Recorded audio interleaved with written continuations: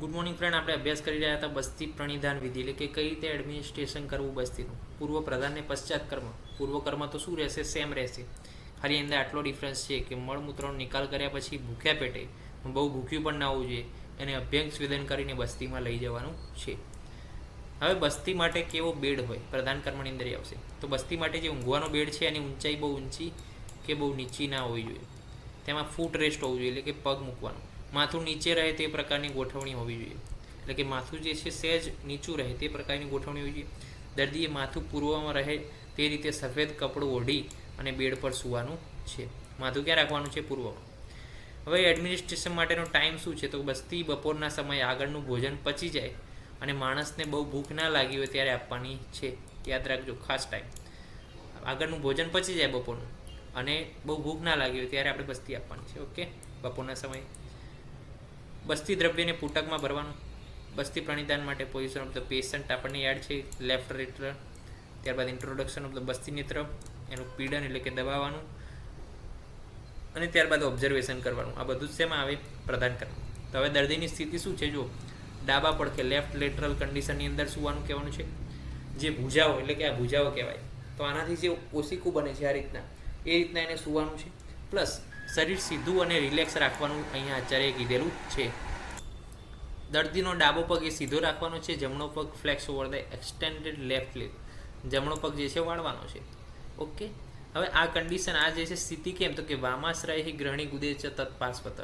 જે રીતે ગ્રહણી ગુદ શરીરની ડાબી બાજુ રહેલા છે, તો વ્યક્તિ જ્યારે ડાબા પડખે સૂઈની બસ્તી લે છે, તેના રેક્ટમના વાલ, ફોલ્ડ બધા શું જાય છે? સ્ટ્રેચ આઉટ થાય છે. એ સ્ટ્રેચ આઉટ થાય તો બસ્તી દ્રવ્ય શું છે? છેક અંદર સુધી જાય. તો એની ઇફેક્ટ પણ શું છે? આખા શરીરની અંદર આવે છે. તો આના કારણે એ બસ્તી સિગ્મોઇડ કોલોન, રેક્ટમ અને અંદરના ઘણા બધા ઇન્ટેસ્ટિનના પાર્ટ સુધી પહોંચે છે. એટલા માટે લેફ્ટ લેટરલ કન્ડિશનની અંદર કીધું છે. કેમ?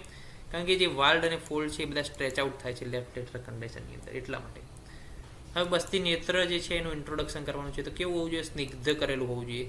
ગુદે નેત્ર ચતુર્થે ભાગમ, એટલે કે એનસ અને બસ્તી નેત્ર બંનેને ઓઇલથી લુબ્રિકેટ પહેલાં કરવાનું, એર બબલ કાઢી નાખવાના, 1/4 બસ્તી નેત્ર ગુદામાં દાખલ કરવાનું છે. કઈ રીતના? જો આ રીતના આખી 1 હોય, આ 1 હોય તો આપણે કેટલું અંદર નાખવાનું છે?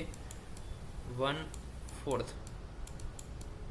જો કે અહીંયા એક કર્ણિકા આપેલી જશે આચાર્ય, અહીંયા આપેલી હોય કર્ણિકા, 2 કર્ણિકા અહીંયા આવે અને અહીંયા આમ પુટક આવે. તો આપણે કેટલું નાખવાનું છે? આટલું નાખવાનું છે. ઓકે. સ્પાઇનલ કોલમને અનુસરી શેક કર્યા વગર, એટલે કે હલાયા વગર, કંપાયા વગર ધીમે ધીમે એનસમાં દાખલ કરવાનું છે. પછી આપણે પુટકનું પીડન કરવાનું છે, એટલે કે એક જ વાર દબાવવાનું છે બસ્તી દ્રવ્યને અંદર અને ગુદામાં દાખલ કરવાનું છે દ્રવ્ય. ત્યારબાદ બસ્તી નેત્રને ગુદામાંથી ધીમે કરીને બહાર કાઢવાનું છે અકોર્ડિંગ ટુ સુશ્રુત. જમણા હાથથી બસ્તી પુટક પકડવાનું છે અને ડાબા હાથથી પુટક પકડવું જોઈએ. ઓકે. જમણા હાથથી દબાવવાનું છે પુટકને અને ડાબા હાથથી બસ્તી પુટક પકડવાનું છે. ઓકે. આ રીતના જે છે આપણે પ્રોસિજર કરવાની છે. બસ્તી પુટક બહુ ઝડપથી કે બહુ ધીમે ના દબાવવું, કોઈ એર નહીં રહી જાય એ પ્રકારનું ધ્યાન રાખવું. એ દબાવવા માટેનો કાલ 30 માત્રા કાલ, એટલે કે 30 સેકન્ડ જેટલો હોવો જોઈએ. પ્લસ જો બસ્તી આપતી વખતે જો કોઈ દર્દીને મળમૂત્રનો નિકાલ કરવાનો વેગ આવે તો પછી બસ્તી નેત્ર નિકાળ દેવાનું, એને વેગનો નિકાલ કરવા જવાનું કહેવાનું. અને ત્યારબાદ જે પેશન્ટ આવે પછી આપણે વેગ નિકાલ પછી એને બસ્તી દ્રવ્ય વધેલું હોય એ આપી દેવાનું છે. બસ્તી આપ્યા પછી દર્દીની પોઝિશન કેવી હોવી જોઈએ?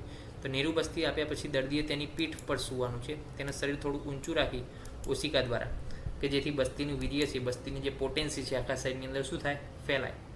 મળની ઈચ્છા થાય જો કોઈ વ્યક્તિને નિકાલ કરવાની, તો એને ઉત્કટ એટલે કે સ્ક્વેટિંગ પોઝિશનની અંદર બેસવાનું છે મળ નિકાલ કરવા માટે. તો આ બધી પોઝિશન છે બસ્તી આપ્યા પછી. ઓબ્ઝર્વેશનની અંદર બસ્તી પ્રત્યાગમન કાલ, પછી આપણે સમ્યક અતિયોગના લક્ષણો અને વ્યાપદ વિશે આપણે માહિતી મેળવવી જોઈએ. તો નેક્સ્ટ લેક્ચરની અંદર બસ્તી પ્રત્યાગમન કાલ વિશે માહિતી મેળવશું. ત્યાં સુધી રજા આપશો. જય હિન્દ, જય ભારત, જય ધન્વંતરી. નમસ્કાર.